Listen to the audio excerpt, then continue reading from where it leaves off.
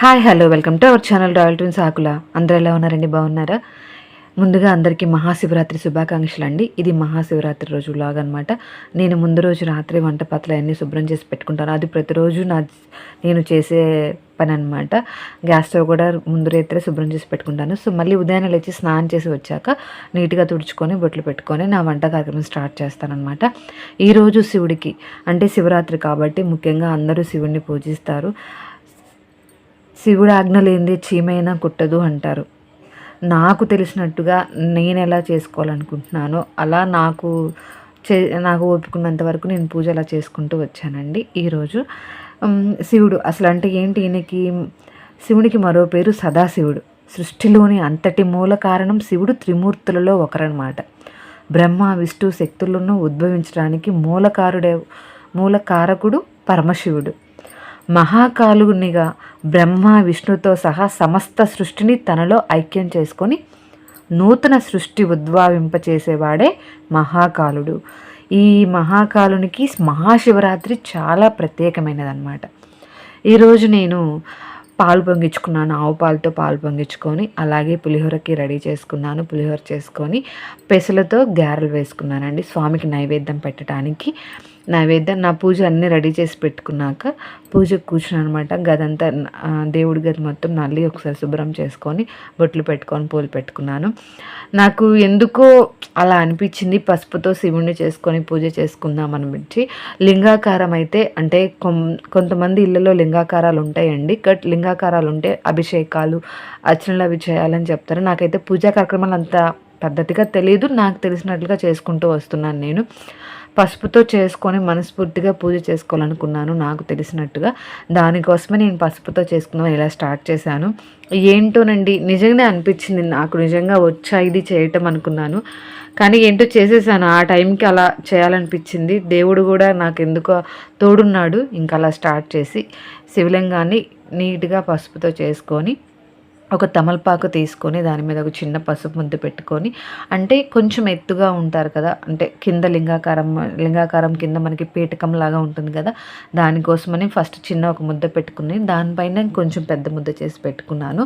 అలాగే శివుణ్ణి మనం గౌరీ రూపం ఇలా చేస్తాం కదా, అలా లింగాకార రూపంలో చేసుకొని ఆయనకి అభిషేకం చేస్తున్నప్పుడు పక్కన ఒక దారలాగా వెళ్తుంటుంది కదా, అలా కూడా చిన్న పలకలాగా పెట్టుకొని నేనైతే శివుని ఇలా రెడీ చేసుకున్నానండి. పూజ చేస్తే ప్రశాంతంగా ఉంటుంది అనిపించింది.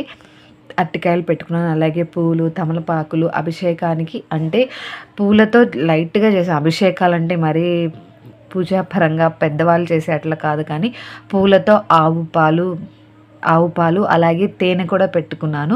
పసుపుతో కుంకుమతో కొంచెం అక్షంతలు వేసి అర్చన చేసుకొని అలా పూజ స్టార్ట్ చేసుకున్నాను. లింగాకారం చూసుకున్నారా, నాకు ఇలా వచ్చింది. బట్ కరెక్ట్గా వచ్చిందో లేదో మీరే కామెంట్ బాక్స్లో కామెంట్ చేయండి. మీకు ఎలా అనిపించిందో కూడా కామెంట్ చేయండి.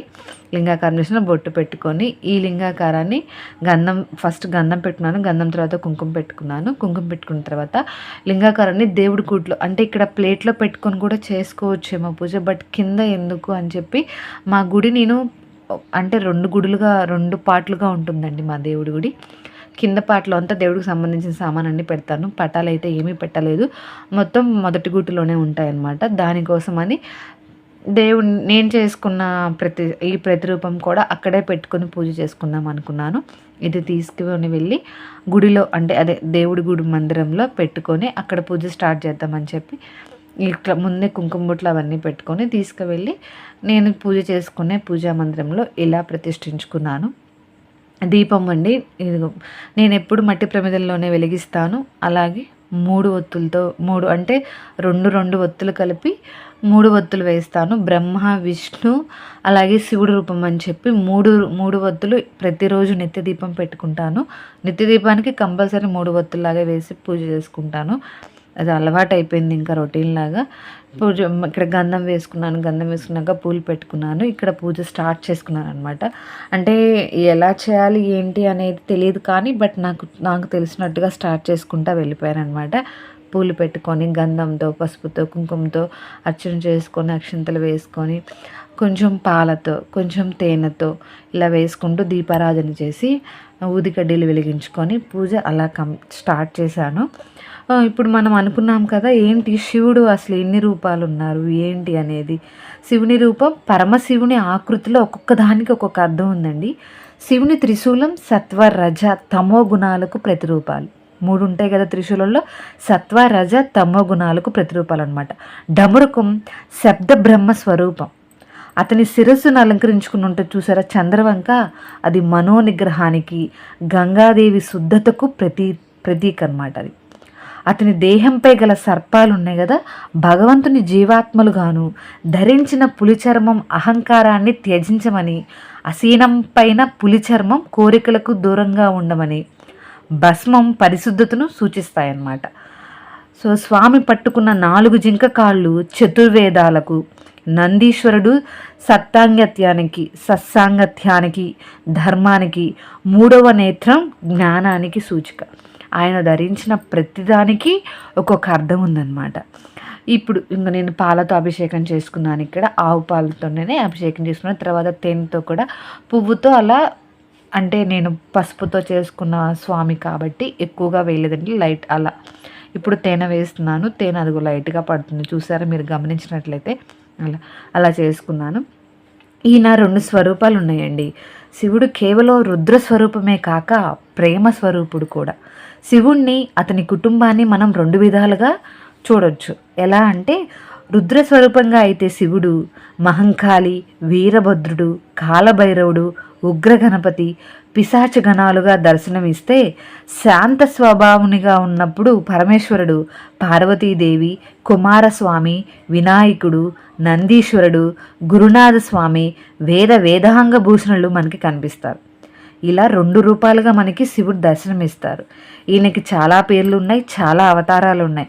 ఆదిదేవుడని, రుద్రుడు, పరమశివుడు, సోమశేఖరుడు, గంగాధరుడు, గౌరీపతి, నటరాజు, కైలాసాధిపతి, పశుపతి, గరళకంఠుడు, హరుడు, చంద్రమౌళి, ముక్కంటి, పాలాక్షుడు, చంద్రశేఖరుడు, నీలకంఠుడు, దక్షిణామూర్తి, ఇలా అనేక పేర్లతో పిలుస్తూ ఉంటారు. అంటే ఇప్పుడు మనం అనుకున్నాం కదా, ఎందుకు అనుకున్నారు గరళకంఠుడు అని? ఆయన గరళ అన్న విషయాన్ని నింపుకొని దేవుళ్ళందరికీ అమృతాన్ని ఇచ్చారు కదా, అందుకని. ఈయన క్షేత్రాలు కూడా చాలా ఉన్నాయండి. అంటే శివుని 123 శివుని లింగ రూపాలు ఉన్నాయన్నమాట. సో ఈయన మొత్తానికి 45 రకాలుగా శివ ప్రతిమలు ప్రతిష్ఠించారు. ఇప్పుడు ఆ ఆగమ శాస్త్రాల ప్రకారం 45 రకాలుగా శివుని ప్రతిమలు ప్రతిష్ఠించారనమాట.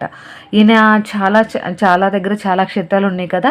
రామనాథ స్వామి లింగం రామేశ్వరం, శ్రీశైల క్షేత్రం మల్లికార్జున లింగం శ్రీశైలం, భీమశంకర లింగం భీమాశంకరం, మృష్టేశ్వర జ్యోతిర్లింగం ఎల్లోరా, త్రయంబకేశ్వర లింగం త్రయంబకేశ్వరం నాసిక్ అనమాట, సోమనాథలింగం సోమనాథ్, నాగేశ్వరలింగం దారుకావనం అంటే ద్వారక, ఓంకారేశ్వర అమలేశ్వర లింగములు ఓంకార క్షేత్రం, మహాకాళలింగం ఉజ్జయిని, వైద్యనాథ జ్యోతిర్లింగం చితాభూమి, విశ్వేశ్వరలింగం వారణాసి, కేదారనాథ్ అనమాట. అలాగే శ్రీ రాజరాజేశ్వరి స్వామి వేములవాడ కూడా చాలా ఫేమస్. ఇప్పుడు వేములవాడ ఈ మహాశివరాత్రి రోజు వేములవాడని, కోటప్పకొండని, అలాగే దామలూరు దగ్గర ఇది తిరునాళ్ళు జరుగుతాయండి. చాలా తిరునాళ్ళు ఈ టైంలో మహాశివరాత్రి చాలా బాగా జరుగుతుంది. అలాగే పంచకేదారాలు ఎక్కడున్నాయి? కేదారినాథ్, తుంగనాథ్, రుద్రనాథ్, మధ్య మహేశ్వర్, కల్పనాథ్, ఇలా 5 పంచ శివలింగ రూపాలు ఉన్నాయన్నమాట. ఆయనకి చాలా పేర్లు ఉన్నాయి, చాలా పేర్లతో పిలుస్తారు ఆయన్ని.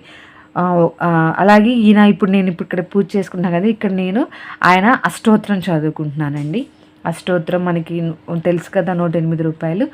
ఓం శివాయ నమః, ఓం మహేశ్వరాయ నమః, ఓం సంభవే నమః, ఓం పినాకినే నమః, ఓం శశిశేఖరాయ నమః, ఓం వామదేవాయ నమః, ఓం విరూపాక్షాయ నమః.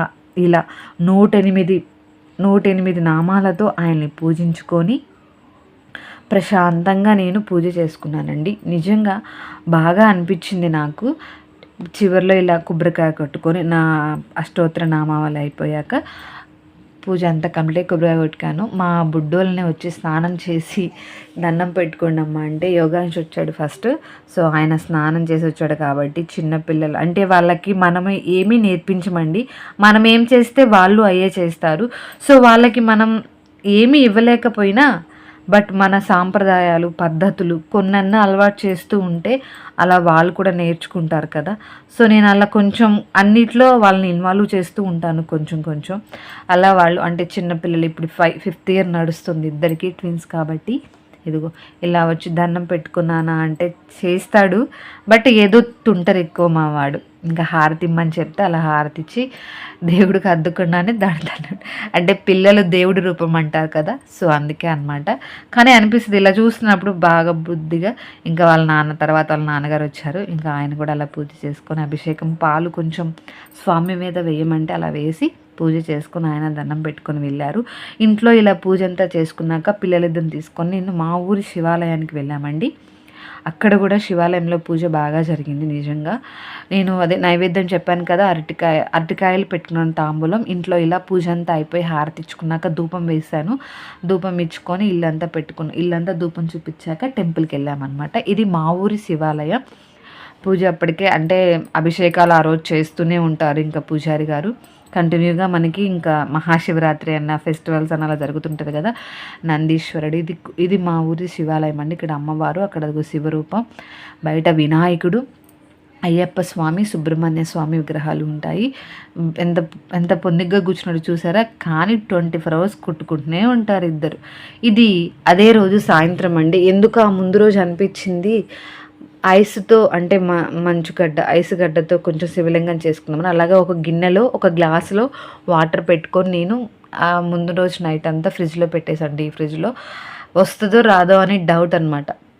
అంటే పద్దాకులు వెళ్ళి చెక్ చేస్తూనే ఉన్నా. ఎందుకంటే ఫస్ట్ టైం కదా, ఏంటి ఎందుకు ఇలా అనిపించింది, పెట్టుకోవాలనిపించింది ఎందుకు అని చెప్పి. అదే ఇందా చెప్పా కదా శివుడి ఆజ్ఞ లేనిదే చీమైనా కుట్టదని. బట్ అందుకేనేమో అనిపించింది. ఇంకా అలా వెళ్ళి అలా చేసుకున్నాక బాగా వచ్చింది. సాయంత్రం పూట ఇలా నేను మంచుని పెట్టుకొని గంధము కుంకుమ పెట్టుకొని పూలు పెట్టుకొని మధ్యలో మా యుక్తం వచ్చి నేను కూడా చేస్తానమ్మా పూజ అని చెప్పి పూజ చేసిందండి. ఇలా ఇంకా అదే తాంబూలంలాగా పెట్టుకున్నాను స్వామికి. సో తాంబూలం పెట్టుకొని దీపారాధన చేసి పూలు పెట్టుకొని సాయంత్రం కూడా దీపారాధన చేశాను. అంటే ఎందుకు అనిపించింది అంటే నైట్ అంతా అలా శివుడు మన ఇంట్లో ఉంటారు అనిపించింది. వెనక పసుపు దేవుడు అంటే పసుపుతో చేసుకున్న శివలింగ రూపం అలాగే ఉంది వెనుక వైపు. ఇది సాయంత్రం మళ్ళీ మంచు శివలింగాన్ని పెట్టుకున్నాను. ఆ శివలింగ రూపాన్ని అలా చేసుకున్నాను అనమాట. అలా చేసుకున్నాక ఇలా పెట్టుకొని దీపారాధన చేసుకొని కడ్డీలు వెలిగించుకొని హారతి ఇచ్చి సాయంత్రం పూట పూజ ఇలా కంప్లీట్ చేశాను. అది మరునాడు అంటే ఈరోజు ఉదయంకి శివలింగ రూపం అంతా ఇలా కరిగిపోయిందండి. సో నేను అదే వాటర్లో మనం పసుపుతో చేసుకున్నాం కదా, ఆ పసుపు లింగాన్ని కూడా నేను ఆ వాటర్లోనే నిమజ్జనం లాగా చేశాను. అంటే చేయొచ్చో లేదో బట్ మనం ఎక్కడ వేయకూడదు దాన్ని, మళ్ళీ లింగ రూపం కాబట్టి మనం ఎలా పడితే అలా వాడుకోకూడదు. కాబట్టి ఏదైతే మంచు శివలింగము వాటర్లో ఇదైపోయిందో అదే వాటర్లో నేను శివుణ్ణి కూడా నేను పసుపుతో చేసుకున్న శివలింగ రూపాన్ని కూడా ఆ వాటర్లో నిమజ్జనం చేసి పచ్చని చెట్లు ఉంటాయి కదా తొక్కని చోట అక్కడ పెట్టుకోవాలి. వీడియో నచ్చితే లైక్ చేయండి. Please subscribe to our channel. Thank you for watching.